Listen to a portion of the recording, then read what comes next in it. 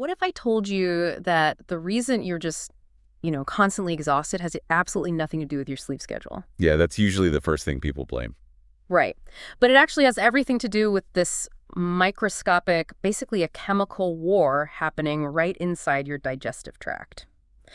So, welcome to the deep dive. Today, we're opening up a really fascinating clinical blueprint.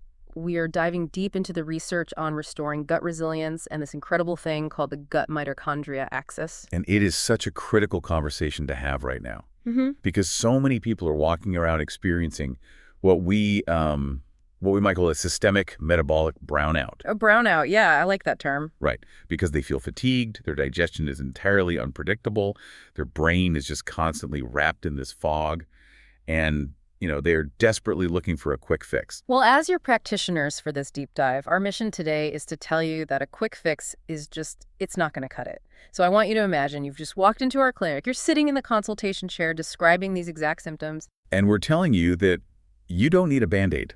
You need a complete internal reboot. Exactly. Over the next 120 days, we are going to guide you step by step through this biological reengineering process known as the RISE protocol. But before we actually get to RISE, I really want to clarify something that trips a lot of people up. Because we all know the acronym RICE, right? R-I-C-E. Rest, ice, compression, elevation. Right, the classic sports medicine thing. Yeah, like if I roll my ankle playing tennis, that is my go-to. And it's a great standard first aid framework for, an acute mechanical injury to a joint or a muscle. But the problem is, we see patients conflate these two acronyms all the time. Oh, interesting. Yeah, they attempt to treat a systemic chronic breakdown the exact same way they treat a sprained ankle. So they just want to rest it off or maybe take an anti-inflammatory and just hope the swelling magically goes down. Precisely. But the biological goals are entirely divergent here. I mean, RICE is essentially a 48-hour sprint. Its entire purpose is to suppress a localized inflammatory cascade. You apply cold and compression to physically stop the swelling in one very specific area. Right.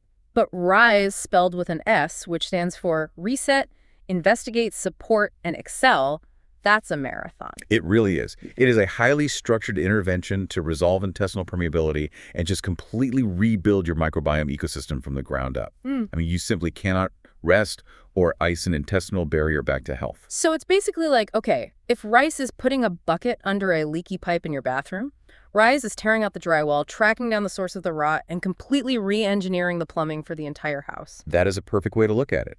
And if we take that analogy just a step further, before we can even begin to re-engineer the plumbing, we have to start with the most crucial step of all. We have to locate the main valve and turn off the toxic tap that is actively destroying those pipes. Which brings us right to the first step of our clinical journey with you today. Phase 1, the reset phase. Because before we even think about rebuilding, we have to deal with the invisible saboteurs. We do. And when we look at the clinical sources, there's this massive glowing neon arrow pointing at one systemic threat in particular. Glyphosate. Glyphosate, the active ingredient in conventional weed killers. Now, the immediate pushback we always hear is the standard industry line, right? Yeah. They say, oh, glyphosate is totally safe for humans. Okay, yeah, and that defense relies on a very specific biological technicality. Glyphosate was engineered to target and disrupt something called the shikimate biochemical pathway. Okay. Specifically, it inhibits an enzyme within that pathway called EPSPS, which plants absolutely need to survive. And the agricultural industry accurately states that human cells do not possess the shikimate pathway. So the logic is, if our cells don't have the pathway, the chemical can't possibly harm us. Right. But the massive flaw in that logic is what happens when we look beyond our own human cells. While your actual human biology lacks that pathway, approximately 54% of the core bacterial species living in your gut microbiome do possess the shikimate pathway. Wait, over half of the bacteria in our gut are actually susceptible to this? Yes, over half. So when you ingest conventional non-organic wheat, corn, or soy that has been heavily treated, you're essentially swallowing a broad-spectrum antibiotic. Wow. It acts as a targeted wrecking ball inside your digestive tract, and it specifically wipes out these highly beneficial keystone strains like lactobacillus. And we know that when you suddenly wipe out the beneficial bacteria, Nature abhors a vacuum. It does. That biological void is rapidly filled. Opportunistic, highly resistant pathogens, things like Salmonella and Candida, they thrive in that empty environment. They basically take over the neighborhood. That's terrifying. And furthermore, the commercial formulations sprayed on crops use these compounds called coformulants. They're surfactants designed to help the chemical actually penetrate the thick cell walls of plants. Okay, so it's not just the pure glyphosate we have to worry about, it's the delivery mechanism too. Exactly. And the clinical evidence shows these coformulants can be significantly more toxic than the pure glyphosate itself. They induce massive oxidative stress.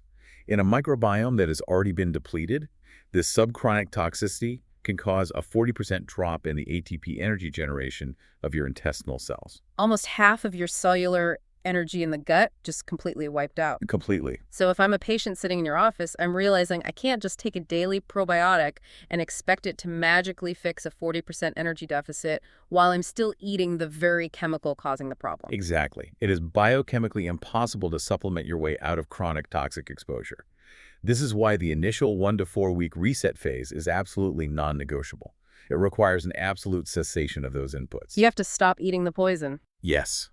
If you do not stop the insult to the gut lining, any subsequent repair protocol will just fail. Okay, let's say the patient commits. They switch to organic, they stop the inputs. But if this stuff has been circulating in their system for years, causing all this oxidative stress, how do we physically get it out? Because the sources talk about using things like humic acid and zeolite. Are these acting as some kind of, like, an internal sponge? Yes. They provide what we clinically call biochemical sequestration. Because when your gut barrier is compromised, toxins leak into the bloodstream.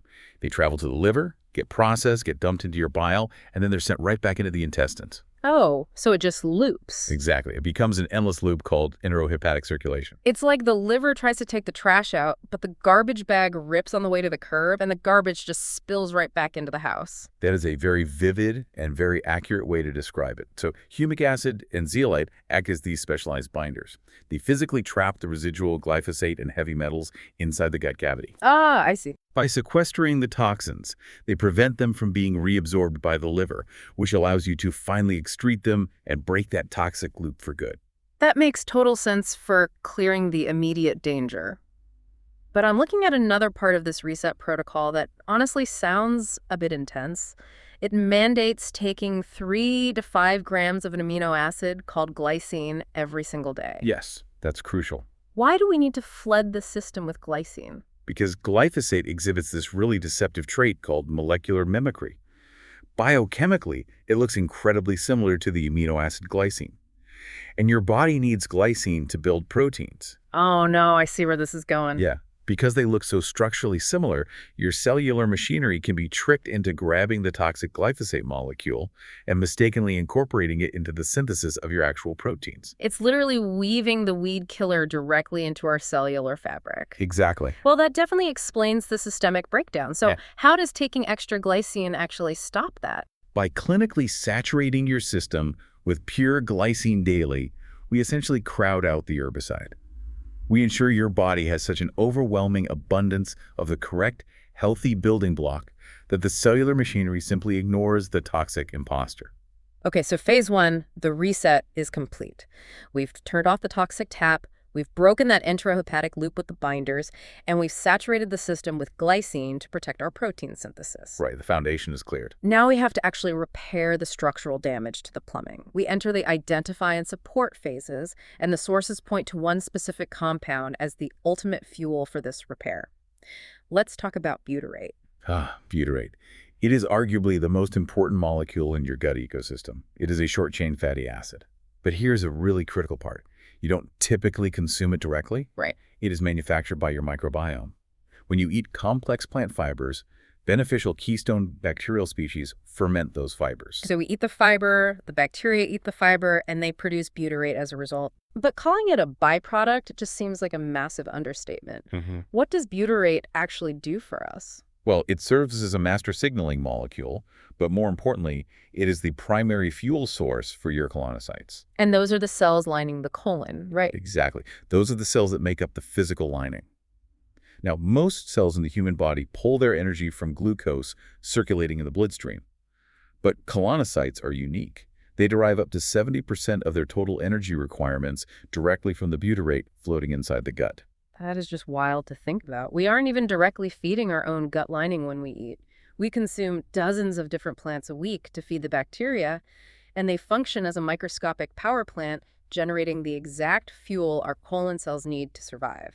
It's a beautiful symbiotic relationship, and when those colonocytes are flooded with butyrate, they utilize that massive energy boost to physically knit the gut barrier back together. Like actual repair work. Exactly. They upregulate the expression of tight junction proteins, specifically things called occludins and claudins. Think of them as the mortar between the bricks of your gut wall. They seal the barrier, which stops the leaking, which shuts down the systemic inflammation. Precisely. But here's my question. If a patient's gut is already a hostile, compromised environment from years of chemical exposure, how do we ensure these beneficial butyrate-producing bacteria can actually survive the highly acidic environment of the human stomach to get down into the colon and do their job? That's a great question, and it's where targeted clinical support is required. Because standard probiotics often just perish in the gastric acid. Right, they never even make it. So the protocol relies instead on spore-based probiotics, specifically certain bacillus strains. They're essentially biologically armored. They act as snipers, surviving the stomach acid, reaching the lower intestine intact, and actively reconditioning the environment so the beneficial bacteria can thrive again. Snipers. I love that. And the sources pair those spore-based snipers with something called the 3-ferment rule, which is eating 3 different fermented foods every single day, like kefir, kimchi, or sauerkraut. Yes, it's a dual approach. So we're dropping in the armored snipers to clear the area, and then sending in massive reinforcements of live cultures to rebuild the community. Exactly. And once that community is rebuilt and producing butyrate, the healing extends far beyond the gut wall. Because butyrate acts as a biological power cord, it sends chemical signals directly into the bloodstream, communicating with the actual energy engines inside your cells all over your body, your mitochondria. Which introduces the core concept of the gut mitochondria axis. There is this continuous chemical text message thread between the bacteria in your stomach and the power plants inside your cells. It's a direct line of communication. And to really understand how this 120-day recovery works, we have to look at the 2 radically different states our cellular engines can be in. Fission versus fusion. Let's break those down. What is mitochondrial fission? Well, fission is basically survival mode. When a cell is under severe oxidative stress like from glyphosate-induced damage, the mitochondria will become fragmented. They physically break apart into smaller pieces. Oh, wow. It is a defensive posture designed to limit the spread of internal cellular damage, but it severely compromises your energy output. It sounds like stripping your car down for parts just to survive a harsh winter. You're actively cannibalizing your own engine because resources are scarce and the environment is toxic. That's exactly what's happening. So when you wake up feeling like you're walking through molasses, that is literally your cells engaging in fission. Yes. What is fusion then? Mitochondrial fusion is the exact opposite. It is energy mode. In an environment of cellular health and abundance, new, robust mitochondria physically connect and fuse together into these complex, elongated networks. Like a grid. Yes, a power grid. This fusion network allows for maximum ATP efficiency. It is the biological definition of peak vitality. Like assembling a Voltron-level super engine, the individual pieces connect to form something massively powerful. So the million-dollar question, how do we force the body to stop stripping the car for parts and start building Voltron? How do we flip the switch from fission to fusion? The signal to flip that switch comes directly from the butyrate we just discussed. When microbial butyrate reaches the cell, it activates 2 master control pathways known as AMPK and PGC1 alpha. Okay, unpack those for us, because they sound incredibly technical, but they are clearly the keys to the entire power grid. Right, they are. Think of AMPK as your cell's internal low battery sensor. When it detects that energy is failing, it triggers an alarm. Okay, alarm goes off. And that alarm activates PGC1 alpha, which is essentially the master blueprint for building new factories. It signals the cell to initiate mitochondrial biogenesis. Biogenesis, meaning the creation of something new. Exactly. The literal birth of brand new, highly functional mitochondria.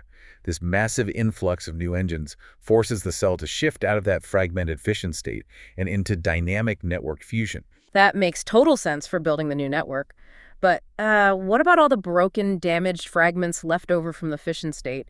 How do we force the body to clear out those old, sooty engine parts that are just taking up space and leaking toxins? For that, we utilize the intentional biological stress of pulsed fasting. The protocol often implements a 16-8 fasting window. So fasting for 16 hours and eating within an 8-hour window. Okay. This temporary nutrient deprivation triggers a cellular cleanup process called mitophagy. The cell realizes no food is coming, so it starts looking around for garbage to burn for fuel. Exactly the mechanism. The cell actively identifies those damaged, fragmented mitochondria that are leaking reactive oxygen species. It degrades them through lysosomal action, basically digesting its own waste. Wow. And this clears the physical and metabolic space required for the new fusion network to actually expand. All right, so we've covered the underlying biology. We know how the cells repair themselves. But as practitioners guiding a patient through this, we have to set some clear expectations. Because rebuilding a systemic cellular power grid does not happen overnight. It certainly does not. The clinical roadmap spans 120 days. So let's walk through what the patient actually experiences during this timeline. What happens in the first few days? Well, days 2 to 3 represent the initial microbial shift. You've completely stopped the toxic inputs, and you've introduced the binding agents. Clinically, the first physical sign of progress is usually a noticeable reduction in acute bloating. Oh, that's a relief for most people. Yeah, because the populations of gas-producing pathogens are suddenly starved of their preferred fuel, and their growth just begins to stall. Okay, but then we hit the window of days 3 to 7, and the sources call this the healing crisis. Why is it a crisis? Because medically, this is known as the Herxheimer reaction. During this critical window, we deploy targeted antimicrobial botanical compounds, things like pomegranate extract and berberine. Their job is to actively eradicate the overgrowth of pathogenic bacteria and yeast. They act as biofilm disruptors, right? They tear open the protective shields these bad bacteria use to hide. They do. And as those large populations of pathogens die off and burst open, they release massive amounts of endotoxins, primarily lipopolysaccharides, directly into the gut. Which sounds bad. It is a lot for the body to handle at once. Your immune system detects this sudden flood of toxins and mounts a massive inflammatory response to process and clear the debris. So the body diverts all its available energy to fighting what it perceives as a massive infection. Yes. And physiologically, this manifests as temporary, sometimes really severe fatigue. The patient might experience intense brain fog, muscle aches, headaches. It feels very much like the flu. And this is vital for you to hear if you are starting this protocol. When you hit day 4 and feel like you have the flu, do not mistake that temporary die-off fatigue for failure. It doesn't mean the protocol is making you sick. It means the antimicrobial strategy is actively working. Exactly. Pushing through the Herxheimer reaction is absolutely mandatory, because once the pathogenic load is cleared, we enter the physiological window from days 21 to 30. This is the gut wall repair phase. Okay, so the storm has passed. Right. The environment is finally stable enough to deploy repair agents like zinc carnosine and L-glutamine. This is where the mortar is finally being laid between the bricks. And the protocol also emphasizes polyphenol loading during this time to feed a very specific bacteria called Akkermansia. Why is that one so important? Akkermansia mucinifila acts as the primary mucosal sealant. It interacts directly with the gut lining to significantly thicken the protective mucus layer. And this is typically the milestone where patients start seeing undeniable physical evidence of the internal repair. Because their skin starts clearing up. Yes. The skin is a major excretory organ. When the gut is highly permeable, systemic inflammation leaks into the bloodstream and often manifests dermatologically as acne, eczema, or rosacea. Oh, interesting. So when Akkermansia seals the barrier, those dermatological issues often rapidly resolve. Which brings us to the final stretch of the timeline, days 90 to 120. The sources refer to this as mitochondrial precession.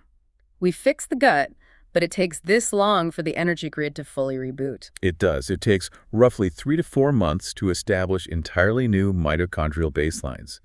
The old, fragmented mitochondria have been cleared out through mitophagy. The butyrate signaling has stimulated the birth of new engines. And everything connects. Exactly. By day 120, the transition to a sustained network of cellular fusion is complete. This is the milestone where patients report the return of deep systemic vitality. The metabolic brownout is officially over. You've reached the final E in the RISE protocol Excel. You've torn out the drywall, fixed the plumbing, and the Voltron super engine is humming.